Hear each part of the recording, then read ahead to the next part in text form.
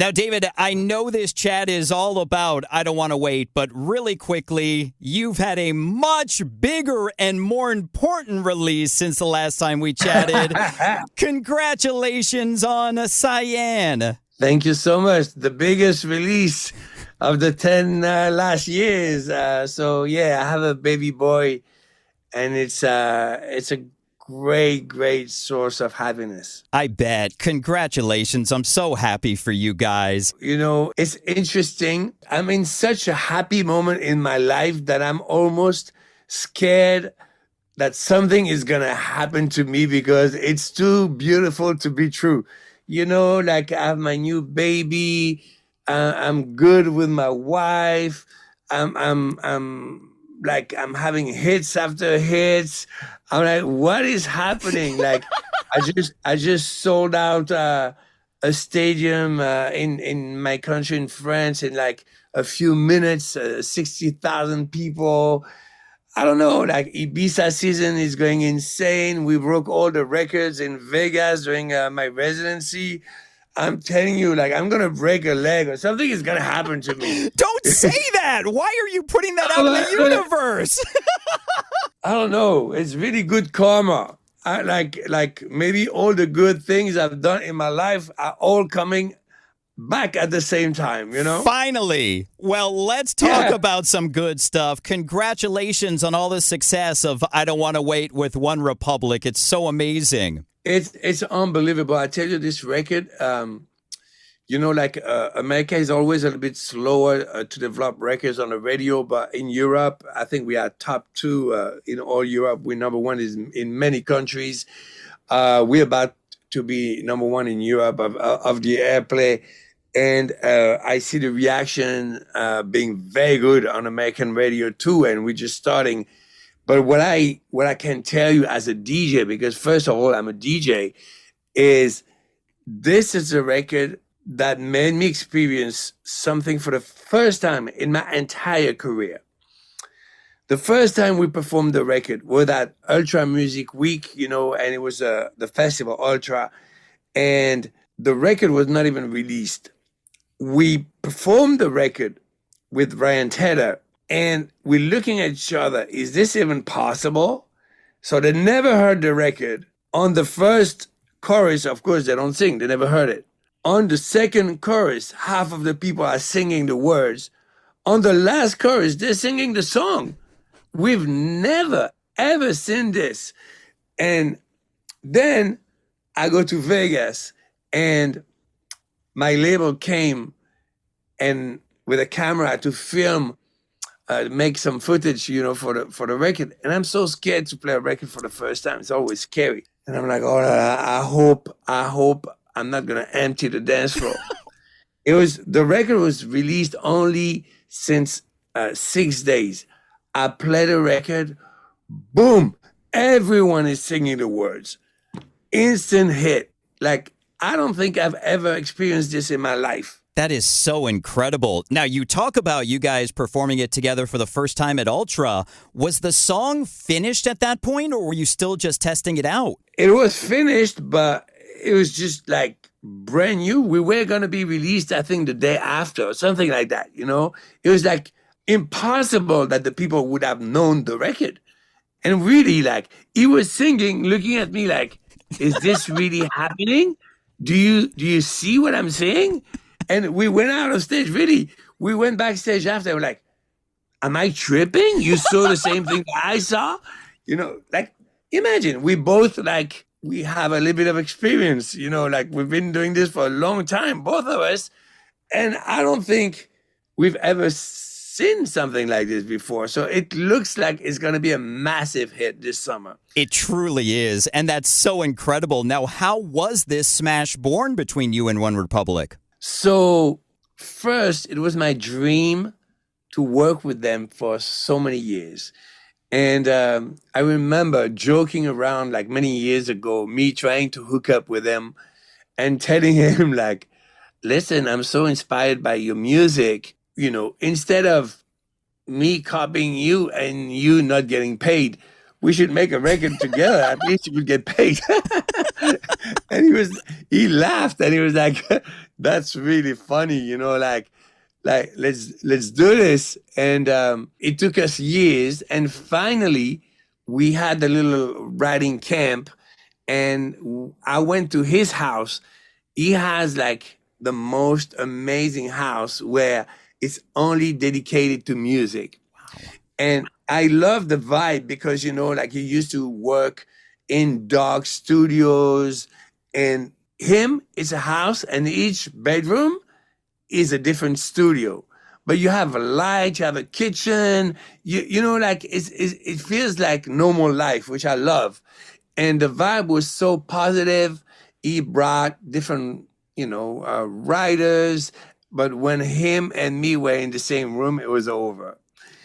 And I had this concept of I don't want to wait. But the problem was that the chorus was so big that it felt borderline cheesy because it was so like, okay, it feels so good, so good, so good. It feels so good. But you need a little bit of emotion and poetry to balance so that the record feels complete. And honestly, he was the only guy that could really deliver that.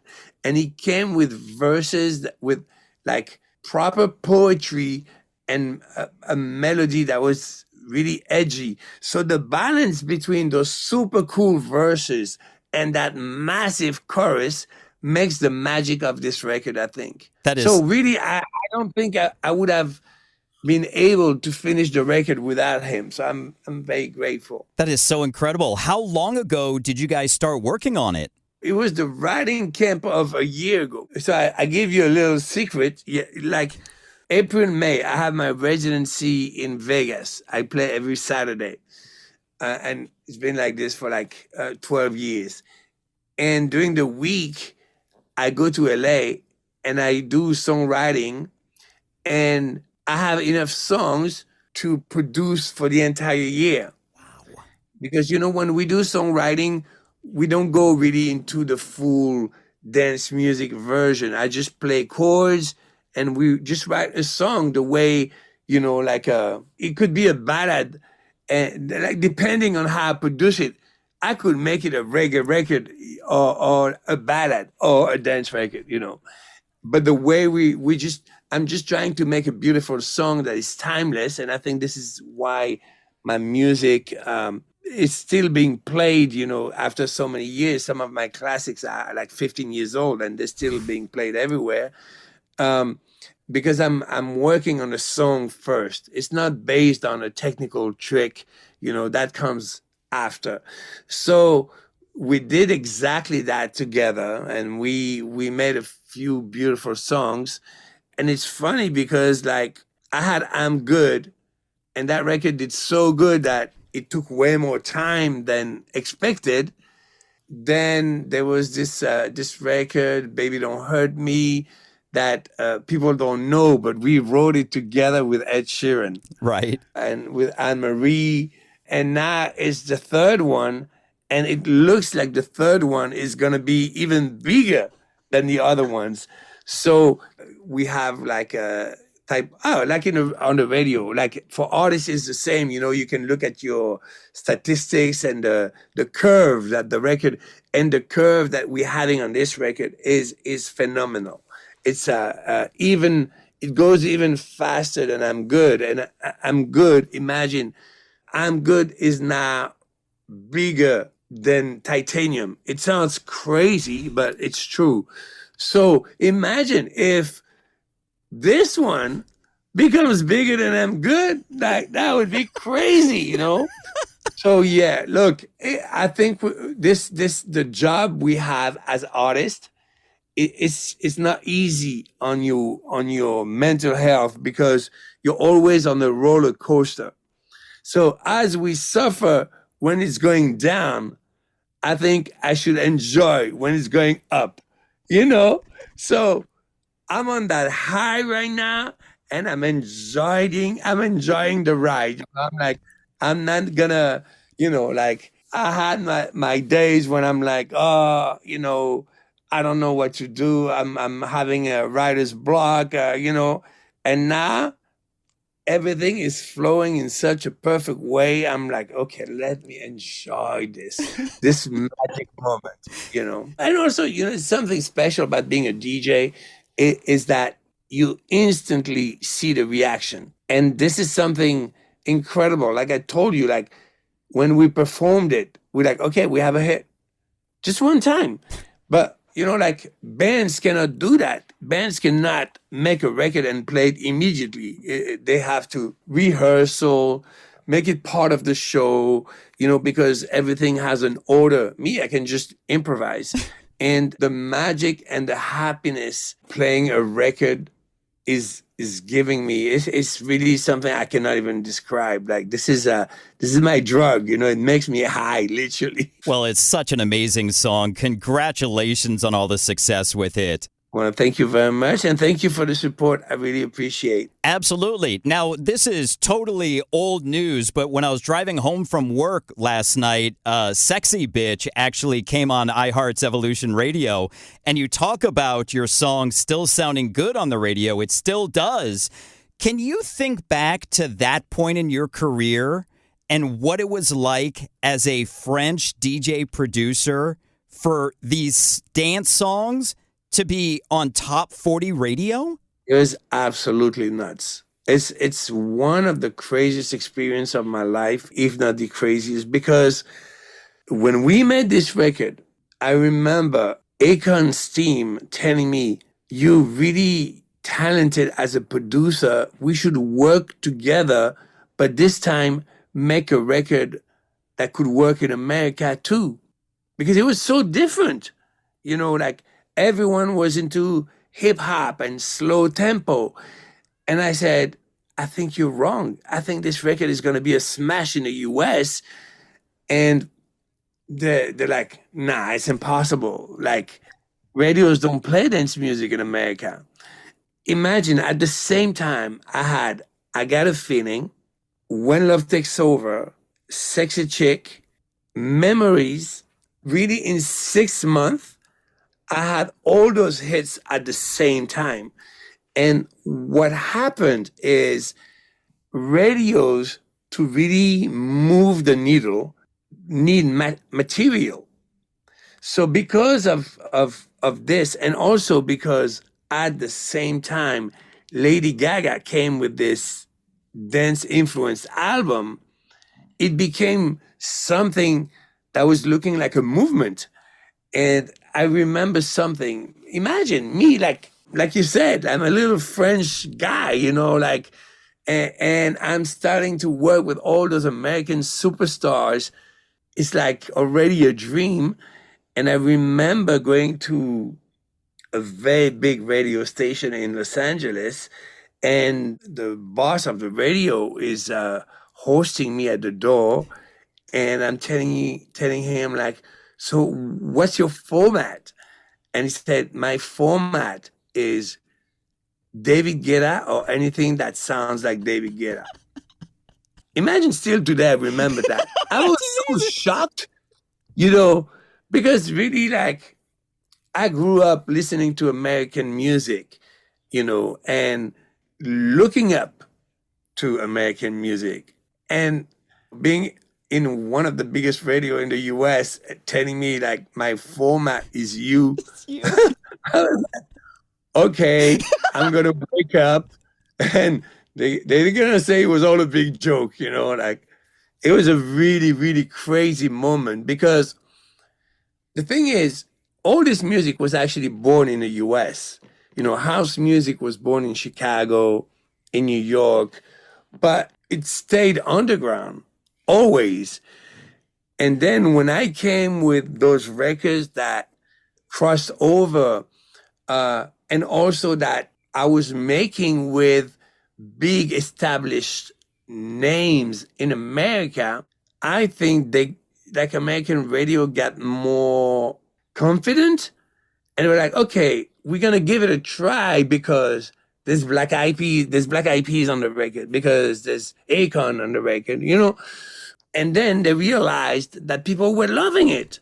So it's really interesting because the music was born in the US, and I've learned from those masters, at the end of the 80s, beginning of the 90s. And then I think not only me, but I was like a big part of it. I made it cross over to American Top 40 radio. And then because all those artists, including Rihanna, at the time, were doing that sound, it came back again to Europe and becoming even bigger. So it's been such an incredible moment of my life. And then, hip hop exploded, and then I had a little bit of a, sit down, be humble moment. And then, it feels like now is a good moment again for dance music. And when dance music is doing good, I'm doing good. And, we're all doing good.